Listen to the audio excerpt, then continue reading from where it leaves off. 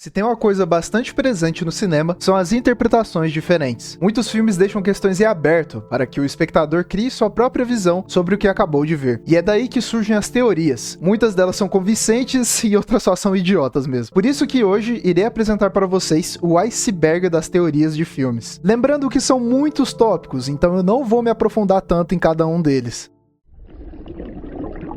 Teoria da Pixar. Essa deve ser a teoria mais famosa relacionada a cinema que nós temos. A teoria da Pixar sugere que todos os filmes se passam no mesmo universo, estilo um UCM. Porém, sua ordem cronológica está toda bagunçada, fazendo cada filme se passar em uma parte do tempo diferente, não seguindo sua ordem de lançamento. Antigamente ela fazia mais sentido, porém hoje, com o aumento de catálogo da empresa, ela não parece mais se conectar. Darth Jar Jar. Essa aqui é meio meme, mas se tornou muito relevante. De acordo com ela, o personagem Jar Jar Binks de Star Wars seria secretamente um Lord Sith, ou seja, um grande vilão da saga, assumindo o pseudônimo de Darth Jar Jar. Meu Deus do céu. Por mais meme que isso pareça, recentemente ela será adaptada numa série Lego de Star Wars, a Rebuild the Galaxy, que irá estrear em setembro de 2024 no Disney Plus. Às vezes eu acho que a brincadeira vai longe demais. Willy Wonka é um essa aqui até que no início faz sentido, mas depois fica muito brisada. Ela sugere que o Willy Wonka de 71 seria um serial killer, visto que todas as crianças que foram em sua fábrica sofreram acidentes terríveis. E ele também não se preocupa com nenhuma delas. Agora vem a parte esquisita. No final do filme, Charlie herda a fábrica de Wonka, e a teoria sugere que ele foi criado por Wonka para ser o próximo serial killer infantil, assumindo o nome de Will Ford e se tornando o principal antagonista do filme Expresso do Amanhã de 2013. Pois é.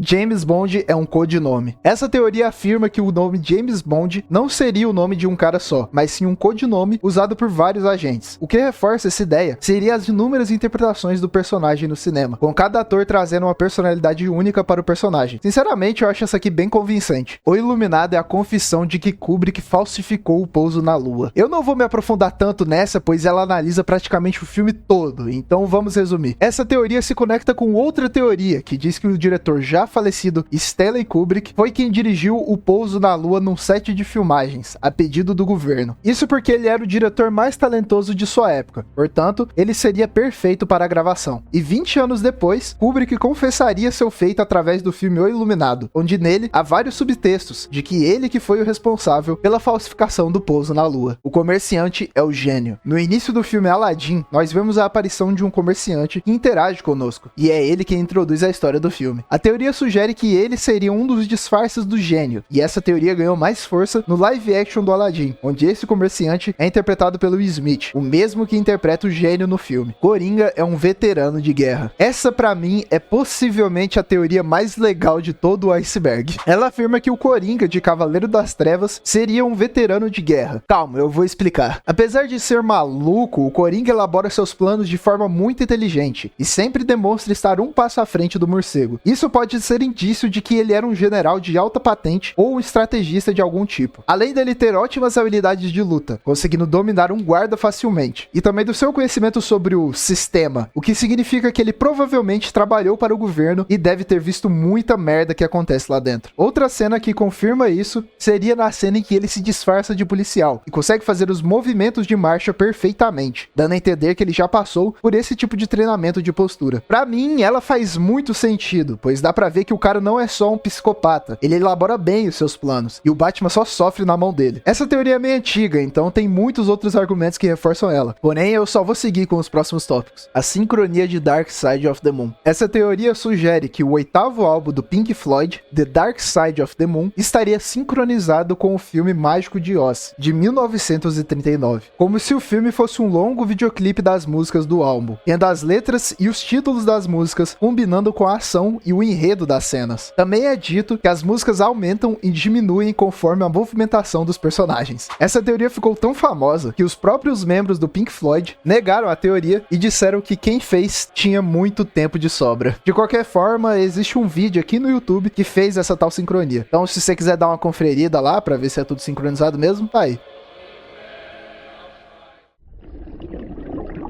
Kevin McAllister é o Jigsaw. Essa teoria esquisita afirma que o protagonista de Esqueceram de Mim, Kevin McAllister, cresceu e se tornou o Jigsaw de Jogos Mortais. A começar pela sua aparência física, que dizem serem parecidas. O que vocês acham? Mas essa teoria se envolve mais na área de que os dois personagens possuem uma certa engenhosidade em criar diversas armadilhas, e de que Kevin tem comportamentos meio sádicos e até violentos ao longo dos dois filmes. Stan Lee é um observador. Essa teoria diz que o Stan Lee no universo da Marvel seria um observador, uma raça de seres que assistem todos os universos existentes. Isso porque em todos os filmes da Marvel até 2019, o escritor já falecido aparece para fazer alguma piadinha. No início de fato parece ser só uma piada, mas em 2014 ele aparece junto com outros observadores, dando a entender que ele de fato faz parte da espécie, e estava ali contando suas histórias. Mãe Duende é a antiga dona da Jessie. Essa teoria fala que a Mãe Duende seria na verdade a antiga dona da boneca Jessie, devido à sua semelhante aparência, e também Duende ter um chapéu muito parecido com a menina do flashback, dando a entender que foi sua mãe que entregou para ele. Porém, eu acho que não faz nem um pouco de sentido, pois na história da Jessie, vemos que sua antiga dona se desfez da boneca, então seria muita coincidência ela voltar para o filho de sua antiga dona. O mundo real de Matrix é falso. Olha, eu não conheço muito sobre Matrix, então se eu falar alguma merda aqui, podem me corrigir nos comentários. Essa teoria diz que o mundo real de Matrix também seria uma simulação. O principal argumento seria que o arquiteto, criador da Matrix, diz para o Neo que Zion, a cidade dos rebeldes feita no mundo real, já havia sido destruída 5 vezes, e essa, do filme, seria a 6ª vez, visto que dessa forma, não haveria possibilidade da cidade ter sido destruída outras 5 vezes se não fosse uma Matrix. E isso também inclui nossos protagonistas, que já participaram dos outros ciclos feitos pelo arquiteto. Blade Runner e Alien são do mesmo universo. Segundo essa teoria, Blade Runner e Alien estariam conectados num universo compartilhado, e consequentemente o Predador também estaria. Um dos exemplos mais evidentes pode ser encontrado no dossiê da Nostromo, disponível no recurso extra do DVD de especial de 20º aniversário do Alien, onde apresentava arquivos de toda a tripulação, e nesses arquivos menciona que o Dallas já trabalhou para a Tyrell Corporation, a empresa criadora dos androides de Blade Runner. Outra cena que evidencia isso seria no início de Blade Runner, onde o personagem entra no carro e no seu monitor aparece uma mensagem idêntica à mensagem que aparece em Alien, quando o Ripley entra na cápsula de fuga. Apesar de que eu acho ser só uma referência visual, mas tudo bem. ET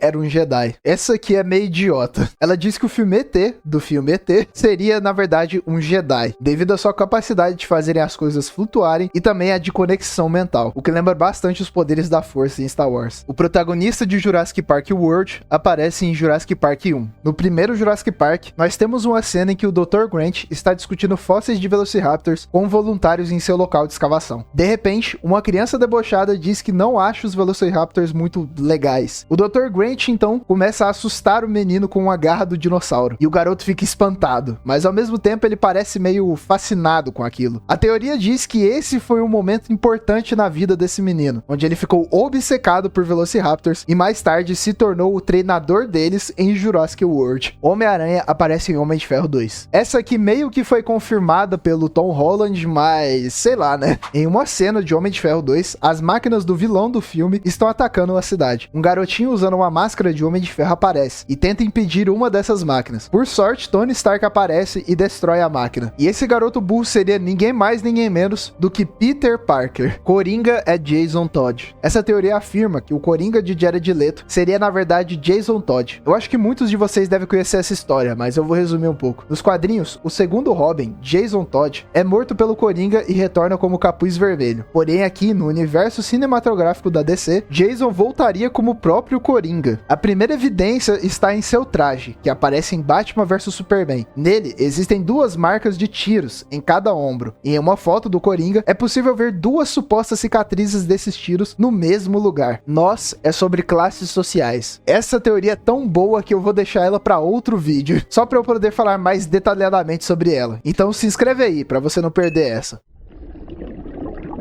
Dorothy é a bruxa má do leste. Em Mágico de Oz, quando Dorothy entra no mundo mágico, sua casa acaba esmagando a bruxa má do leste. A teoria diz que as duas seriam a mesma pessoa, devido ao mundo de Oz ser uma realidade alternativa do mundo real. No final do filme, Dorothy vê todos os personagens de Oz como pessoas comuns em seu mundo, porém ela não encontra uma versão alternativa dela mesma, e o mais provável seria que a bruxa morta no início do filme seria ela, já que nós não vemos seu rosto e as duas calçam o mesmo tamanho tamanho de sapato. Procurando Nemo é sobre luto. Sinceramente, eu não sei por que essa teoria tá tão abaixo no iceberg, pois eu acho que ela é bem mais conhecida. Essa teoria diz que o filme Procurando Nemo seria sobre Marlin passando pelos 5 estágios do luto, sendo eles a negação, raiva, barganha, depressão e aceitação. A primeira pista de que Nemo é um personagem metafórico estaria no seu próprio nome. Em latim, Nemo significa ninguém. Ao se culpar por não ser mais cuidadoso e não proteger sua esposa e seus filhos não nascidos, Marlin desenvolve um sentimento de autoaversão. Eu não vou falar sobre todos os estágios presentes no filme, mas alguns deles até que fazem sentido, e outros só parecem uma brisa mesmo. A aliança de Colby é seu verdadeiro totem. No filme Inception, é estabelecida uma regra sobre totens. Esses totens seriam individuais para cada pessoa, e esses totens indicariam se a pessoa está sonhando ou se está acordada. Colby, o protagonista, interpretado pelo DiCaprio, diz que seu totem é o peão. Porém, nessa teoria, o real totem de Colby seria sua aliança de casamento, já que ele só é visto com ela quando está em um sonho. Inclusive, na cena final do filme, justo a mão que ele usa a aliança é escondida para nós, reforçando ainda mais essa ideia, pois o diretor se preocuparia em esconder até mesmo esse detalhe pequeno, para deixar seu final ainda mais em aberto. A alma de Marcellus Wallace. Boa parte do filme Pulp Fiction gira em torno de uma maleta misteriosa, desejada por muitos personagens. Porém, o filme não revela o que tinha dentro dessa maldita maleta, abrindo espaço apenas para teorias. E uma delas seria que Marcellus Wallace vendeu sua alma para o diabo, a troco de sucesso como gangster, e colocou sua alma dentro daquela maleta. Uma evidência disso seria a combinação utilizada para abri-la, 666, popularmente conhecida como a marca da besta. Os aliens de Sinais são demônios. Acho que criaram essa teoria aqui só para passar pano no roteiro ruim desse filme. No filme Sinais, nós acompanhamos uma família presenciando uma invasão alienígena. Porém, a teoria diz que os aliens na verdade seriam demônios, e estão lá para os personagens confrontarem seus próprios medos, já que eles começam a aparecer assim que o protagonista admite ter perdido a sua fé. Existem mais pistas sobre, mas eu não vou me aprofundar tanto. Porém, como eu disse, parece ser só uma passada de pano pro roteiro mal planejado desse filme, pois como a raça avançada tem como fraqueza a água e decide invadir um planeta com mais de 70% dele sendo composto por água. Jesus era um engenheiro. Calma, eu não tô falando da profissão. Os engenheiros são a raça apresentada em Prometheus, da saga Alien. Eles seriam meio que os nossos deuses, já que foram eles que criaram a vida aqui na Terra. E essa teoria diz que Jesus teria sido o último engenheiro a caminhar conosco. E como vocês devem saber, o destino dele não foi nem um pouco agradável. Por conta disso, os engenheiros teriam perdido sua fé na humanidade, levando com eles a gosma xenomorfo, a fim de nos exterminar por completo. Aladdin se passa no futuro. Essa teoria diz que o filme Aladdin, ambientado no século XIX, na verdade se passaria num futuro pós-apocalíptico. A primeira evidência seria que quando o gênio acorda, ele afirma que a última vez que saiu da lâmpada foram há 10 mil anos atrás. Além disso, ele também comenta que as roupas do Aladdin são parecidas com o século III. Porém, não havia como ele saber disso, já que durante o século III ele estava preso dentro da lâmpada. E isso dá a entender que o século III foi há muito mais tempo, antes mesmo dele ter ficado preso na lâmpada. E outra evidência, que é a que eu acho que a galera mais leva a sério, seriam as piadas do gênio, que digamos estar muito à frente de seu tempo.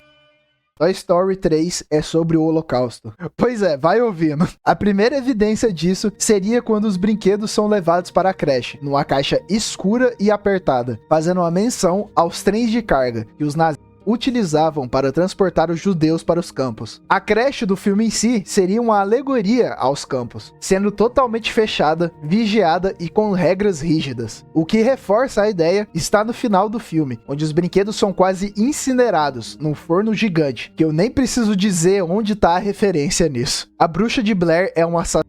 Essa teoria nos traz a ideia de que Mike e Josh, dois protagonistas do filme, assassinam a Heather. E tudo o que acontece no filme é na verdade arquitetado pelos dois, para assustar a garota e no fim matar. Isso porque em nenhum momento do filme aparece a tal bruxa, reforçando a ideia de que eles planejaram tudo desde o começo, só para cometerem tal ato. Arraste-me para o Inferno é sobre transtorno alimentar. Essa teoria diz que no filme Arraste-me para o Inferno, a protagonista Christine teria transtorno alimentar, visto que em alguns momentos do filme a personagem demonstra insegurança com seu corpo, afirmando estar gorda e controlando para não não comer mais. A partir daí, vários momentos do filme em que ela é atormentada, o demônio utiliza formas nojentas e relacionadas a vômito ou boca para atormentar a menina. No caso, o demônio pegaria nossos maiores medos e utilizaria deles para nos assustar. E aqui ele utiliza do transtorno alimentar de Christine para quebrar sua mente.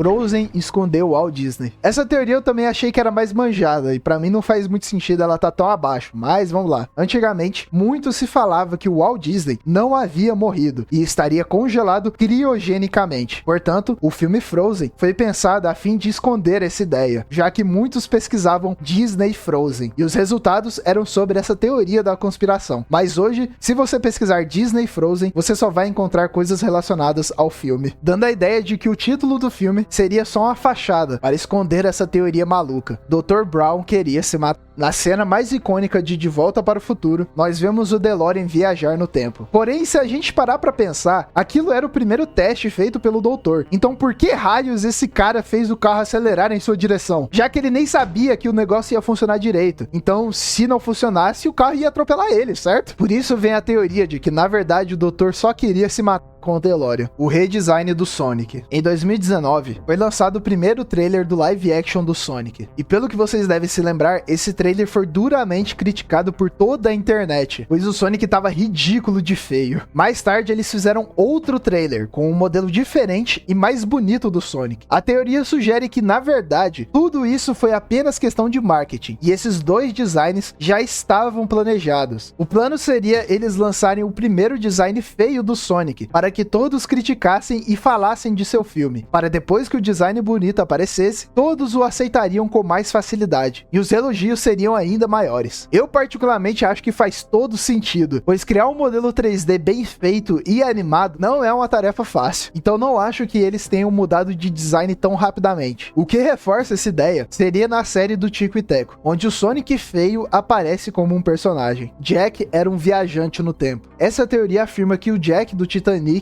era na verdade um viajante no tempo e voltou para salvar Rose. As evidências disso estariam no seu corte de cabelo e o jeito de falar. Além disso, Jack ganhou sua passagem para o navio através de uma aposta. Isso sugere que ele não teria uma moeda adequada para aquela época. E a maior pista da teoria seria que Jack conta que já pescou com seu pai no lago Minnesota. Lago esse criado em 1917, enquanto o filme Titanic se passa em 1912. Aquelas coisas não são dinossauros. Essa teoria sugere que os dinossauros de Jurassic Park não são dinossauros de fato, dada a imprecisão de suas características. Jurassic Park seria uma grande farsa de um homem que quer fazer as pessoas acreditarem que ele encontrou uma maneira de recriar os dinossauros, mas na verdade, eles seriam apenas animais modificados geneticamente. Em consequência a isso, eles se tornaram predadores sanguinários e só matam por esporte. Um desses exemplos seria nessa cena, em que eles brincam com essa mulher e nem consomem sua carne, apenas matam por diversão. Clube da Luta, Calvin e Hobbes. Essa teoria diz que o narrador de Clube da Luta seria na verdade Calvin depois de adulto, e de que Tyler seria uma versão alternativa de Hobbes, seu amigo imaginário de infância. Essa teoria é bem viajada e não faz o mínimo sentido. Ela só conecta duas coisas porque são narrativas parecidas. Mesma coisa seria se eu dissesse que o Bruto é a versão mais velha do narrador de Clube da Luta, só porque ele criou um amigo imaginário como no filme. Phil Connors foi amaldiçoado pelo diabo. Em 1993, foi lançado o filme Feitiço no Tempo, onde o protagonista Phil Connors entra em um looping temporal, repetindo sempre o mesmo dia. A teoria sugere que Ned Ryerson, um dos personagens do filme, seria o diabo, e ele seria o responsável por prender Phil nesse looping. Assim que Phil termina sua conversa com Ned, ele acaba pisando numa poça d'água, e Ned ri da situação, dizendo, cuidado com seu primeiro passo, ironizando o fato de que a primeira repetição de Phil será pisar naquela poça para sempre. No final do filme, Phil se liberta do looping ao conquistar o coração de sua colega de trabalho. Porém, nessa teoria, o que realmente libertou do looping teria sido a compra do seguro de Ned, pois essa foi a única vez que ele fez essa compra. R2-D2 é o narrador de Star Wars. Essa teoria é enorme, portanto eu só vou resumir ela. Ela diz que toda a saga de Star Wars que assistimos, na verdade estaria sendo contada pelo androide R2-D2, e ele estaria contando isso para os Whills, que pelo que eu entendi, são a raça de seres que registram os principais eventos da galáxia. E E R2-D2 teria contado essa história para eles, já que ele foi o único que esteve presente em todos os filmes e não foi morto e nem teve sua memória apagada. Um dos indícios seria que os filmes abrem com há muito tempo atrás numa galáxia muito distante, dando a entender que toda essa história já aconteceu e está sendo contada por alguém. Esse alguém seria R2-D2. James Bond é um senhor do tempo. Essa teoria tá ligada àquela outra teoria que eu citei na primeira camada do iceberg, onde James Bond seria um nome passado de agente para agente, e não uma pessoa só. Porém aqui, Bond seria um senhor do tempo de Doctor Who. Pra quem não conhece, um Senhor do Tempo são alienígenas humanoides que, quando estão perto de morrer, regeneram em um novo corpo. E é por isso que existem tantos doutores na série. Segundo a teoria, esse seria o motivo real do porquê existem tantos James Bond. Ele de fato seria uma única pessoa, porém na forma de um ser que troca de corpo de época em época. Star Wars é sobre insetos. Essa teoria é bem esquisita e tem muito mais detalhe do que parece. Porém, eu achei ela muito besta e muito grande pra explicar tudo aqui. Ela diz que os humanos que nós vemos em Star Wars, na verdade, são insetos. Isso porque no início do filme é dito, há muito tempo atrás, numa galáxia muito distante, dando a entender que os humanos que vemos são apenas representações cinematográficas para contarem a história do filme, pois ninguém iria querer ver um filme sendo interpretado por outras criaturas esquisitas e se comunicando de uma forma estranha. E essas criaturas seriam insetos, pois pouco se falam sobre laços familiares na saga, o que sugere que eles deviam surgir de grandes ninhadas, assim como os insetos, não tendo laços afetivos com seus pais, diferente dos humanos. Michael Myers é um ciborgue. Não, ele não é. O doppelganger de Luke. Pelo visto as coisas só estão piorando. Essa teoria fala que existem 2 Lukes na trilogia clássica de Star Wars, e um deles seria o Bigger Luke, um doppelganger do Luke original, e seu nome vem por conta dele ser um pouquinho maior do que o Luke original. Homem-Aranha é uma crítica sobre Isso aqui é apenas um paralelo que podemos traçar entre a nossa realidade e a realidade do filme, mas não acho que tenha sido proposital. No início de Homem-Aranha Longe de Casa, os adolescentes da escola estão explicando como voltaram depois do Thanos, e eles nomeiam esse evento como Blip. Eles tratam toda aquela extinção feita pelo Thanos como algo normal, já que invasões alienígenas e catástrofes são meio comuns na Marvel, e eles o nomeiam com um nome rápido, algo passageiro. Portanto, Blip seria só mais um dos retratados como normais no seu universo, enquanto no nosso nós vemos tantos que só tratamos como mais um, ou seja, um blip. Cavaleiro das Trevas é uma releitura bíblica. Outra teoria enorme que eu também vou ter que resumir. Ela afirma que toda a trilogia de Batman do Nolan é na verdade uma releitura do livro de Jó da Bíblia, sendo Batman atormentado por seus vilões, que seriam todos eles Satanás de diferentes formas, a fim de testar a sua fé. E no fim, Batman conquista a vida de paz, como uma recompensa por nunca ter desistido de lutar e superado suas provações de fé, assim como Jó fez em seu livro. Kermit causou o 11 de setembro. Não, a teoria não diz que o Kermit é o Celso Portiolli. No especial de Natal dos Muppets, lançado em 2002, um anjo mostra para Kermit como seria o mundo se ele nunca tivesse nascido. E cenas depois, as Torres Gêmeas aparecem na janela de seu quarto, dando a entender que Kermit seria o responsável pelo ataque, já que um ano depois, elas ainda estão intactas. Angry Birds é um filme patriota. Outra teoria enorme e bem viajada. Ela diz que o primeiro filme de Angry Birds seria uma propaganda da direita patriota, onde o protagonista Red seria um cara de direita da política, vivendo na Europa Ocidental. E Red tem uma certa raiva pelas pessoas ao seu redor, como nessa cena, em que o Red faz uma estátua de uma águia, representando os Estados Unidos. Seus colegas então zombam dele, e no fundo podemos ver que eles fizeram desenhos coloridos, como um arco-íris, representando o movimento LGBT. Cara, meu Deus, o que esse maluco fumou? E olha que eu só citei um exemplo da teoria, tem muitos outros bizarros. Cavaleiro das Trevas Ressurge é uma campanha para o Obama. Essa teoria saiu da cabeça de um radialista dos Estados Unidos. Rush Limbaugh, eu acho que é assim que se fala o nome dele, afirmou que o filme Batman, Cavaleiro das Trevas Ressurge, seria uma campanha política de apoio ao Obama, visto que o vilão do filme se chama Bane, nome semelhante a Bain Capital, uma empresa fundada por Mitt Romney, adversário de Obama nas eleições de 2012. Assim, Bane seria a representação cruel de Romney, e Batman seria Obama, e estaria lá para combatê-lo.